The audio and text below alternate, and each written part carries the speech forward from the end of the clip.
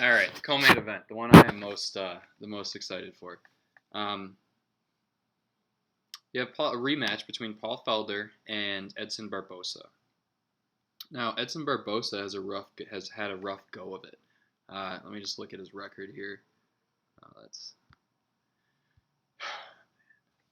well, he knocked Beneil Dariush out with a knee that is every wrestler's nightmare, and then he had a violent affair with Khabib Nurmagomedov. One thing that stands out in this fight, and actually one thing that stands out, um, one thing I do want to mention about Barbosa is that he lost to Nurmagomedov, he lost to Kevin Lee, he lost to Justin Gaethje, and he beat Dan Hooker. Those are his four most recent fights. Now, there's one common denominator in those fights, and it is pressure. So Habib's obviously a wrestler. I should have, if I really wanted to hammer home this philosophy, I should have watched the entire Beneil Dariush fight again. But this there's a common theme with pressure. Habib pressured him, and he's going backwards. His next fight was Kevin Lee, and it was a 5 round affair, and that was also pressure. Now his next fight was Dan Hooker, and Dan Hooker decided to stand in front of him and have a kickboxing match, and then Edson Barboza had the opportunity to wind up, had the opportunity to go forward. Then he fought Justin Gaethje, and Justin Gaethje put him on his back foot. So there's a common theme here. You need to push Edson. You need to pressure Edson Barboza because in order for him to wind up his kicks, I know he's the kick wizard, and he has all sorts of like fantastic kicks. He's Brazilian. He's a soccer player probably, and he has the best kicks in the game. But you still need to wind up a kick much more than you need to wind up a punch or wind up a left hook or a check left hook or body shot or whatever. And pressure is the is what you need to do to beat Edson Barboza. Otherwise, you're going to be like Dan Hooker and you're just going to take these wicked leg kicks into the body, to the legs. That sounds awful. So you need to pressure Barboza. We saw this kicking versus punching dynamic in the Nate Diaz versus Anthony Pettis fight. Pettis is a kicker, and Nate Diaz is more of a boxer. Like Nate Diaz is very proud of his boxing. He's a boxing jiu-jitsu guy. And what happened in that fight? Nate Diaz pressured him, put him up and use head movement or use his head position, like boxed him in the corner, pressured him. Because anytime you're a kicker predominantly, I don't care how good you are, you still need to have a wind up. And if you're moving backwards, you're 50% not as good. I'm sorry, like it is what it is. Now, the first fight that Paul Felder had with Edson Barboza, he kind of had a kickboxing. After studying Paul Felder, I am a big Paul Felder guy. I love it. I love it. I love that he's kind of an idiot, and he's also he's an incredibly cerebral fighter. And I say he's kind of an idiot, as kind of a compliment, just because I don't know, my friends who are like my favorite people are like kind of an idiot, and I say that because he beat Charles Oliveira, who's the submission leader in the UFC. He insisted on going to his guard. I'm pretty sure in that second round, after he spent the first round like 3 minutes in a darce trying not to get choked out, his coach was like, "Don't go in the guard, don't go in the guard." And then he went in the guard again, and he was just convinced. He was just convinced that he was just better than this guy in the guard. He was bigger, and he was right. He ended up winning in the guard. The first fight with Edson Barboza, he tried to have a kickboxing match with him. Mike Perry, he broke his arm in that fight, but he stood up and boxed him. He's kind of like stubborn, and I just kind of like it. Um, but stubbornness is not going to be his friend. And thankfully, I saw the James Vick fight because otherwise, I thought this guy was just not going to have the tools needed to be successful in this fight. You need to enter this Edson Barboza fight with a very specific game plan of pressure and boxing. Edson Barboza is a good boxer. He's got fantastic hands, but his kicks are next level.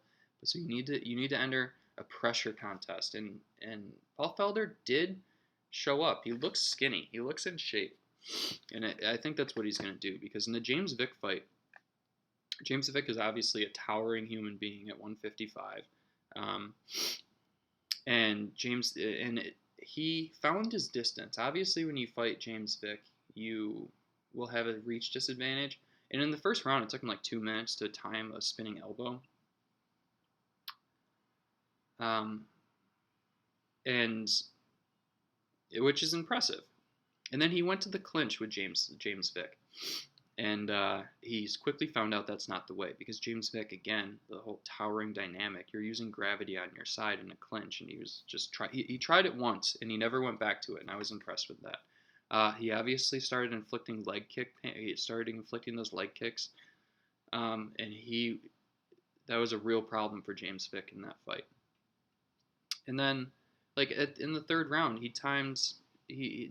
think James Vick went in for a flying knee, and he timed it with a spinning elbow. Like, he's an incredibly cerebral fighter. When he talks to Duke Roufus in the corner, I feel like I'm in class.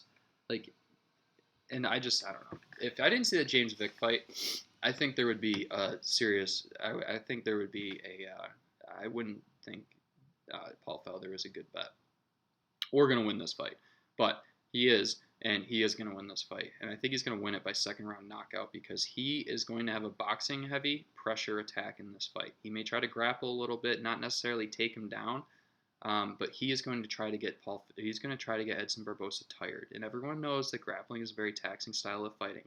Paul Felder has been in the commentating booth a lot, and he's commentated a lot of Edson Barboza's fights. And he's made comments about how kickboxing with Edson Barboza is a horrible idea. He did that. That's sign number one that he is not going to be the same fighter. He laughs. He quite literally had the dynamic of laughing at himself when he was watching Dan Hooker. I think that was the Dan Hooker fight. And he also mentions that when Edson Barboza was going for a takedown, he said that's not a good sign. I think it might have been in the Khabib fight or something. So he recognizes that Edson has a fatigue issue. I don't think that Paul Felder has a fatigue issue at 155. I like him at 155, and I think after this fight, he's going to go challenge Justin Gaethje, or the winner of Justin Gaethje versus Cowboy. I think Gaethje probably wins that, because I think Cowboy needs to take some time off. But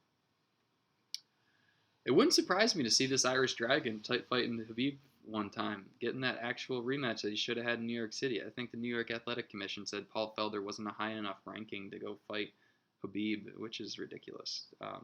But I wouldn't surprise me to see Paul Felder beat Edson Barboza, beat Justin Gaethje, and then challenge Khabib for the title. That's his path. If he loses, he's probably going to retire and do the commentating thing, as he should. But I really do think that's his path to the 155-pound title. What else do I want to say in this fight? So Edson Barboza,